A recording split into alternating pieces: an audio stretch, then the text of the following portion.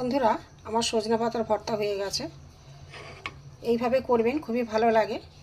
সজনে পাতা তো অনেকভাবে খেয়েছেন, এইভাবে করে দেখবেন, খুবই টেস্টি লাগে। আপনাদের কাছে অনুরোধ, এই চ্যানেলে যারা নতুন তারা অবশ্যই এই চ্যানেলকে একটা সাবস্ক্রাইব করে দেবেন। ফেসবুক পেজ থেকে দেখছেন তার একটা ফলো করে দেবেন। চলুন ভিডিওটা কীভাবে প্রথম থেকে করেছে দেখতে থাকি।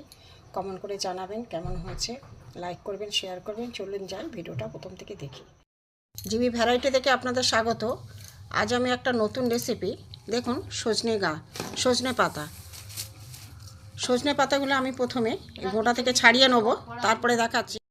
বন্ধুরা, সজনে পাতা সিদ্ধ করে নেব। কড়াই দিয়ে দিয়েছি, সেদ্ধ হোক। এখানে আমি একটা থালা চাপা দেবো, চাপা দিয়ে দিলাম, সেদ্ধ হোক, তারপরে দেখাচ্ছি।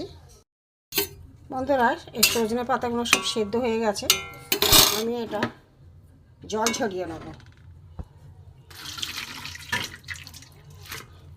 ঝরিয়ে নেব, জলটা ঝরিয়ে নেব, তারপরে দেখাচ্ছি। সজনে পাতা ভর্তার জন্য বন্ধুরা এখানে সর্ষের তেল দিয়েছি, কালো জিরে একটু বেশিই দিয়েছি।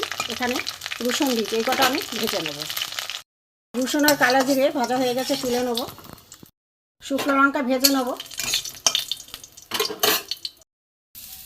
রসুন আর কালো জিরে বাটা এটা আমি দিয়ে দেবো, দিয়ে একসাথে আমি পেস্ট করে নেব। নুন আর শুকনো লঙ্কা ভাজা করলাম, এটা আমি গুঁড়ো করে নেব। এবারে পেস্ট হয়েছে, দেখুন। এখানে কড়াই তেল দিয়ে দিয়েছি। এবার আমি 1 চামচ করে বেটে রাখা সজনে পাতা, পেস্ট করা সজনে পাতা আমি দিয়ে দেবো। এখানে শুকনো লঙ্কা যে গুঁড়ো করা ছিল নুন দিয়ে, এটা আমি দিয়ে দেবো এর সঙ্গে।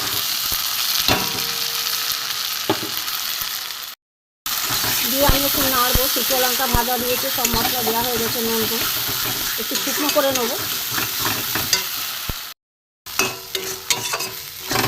আর একটু শুকনো হবে।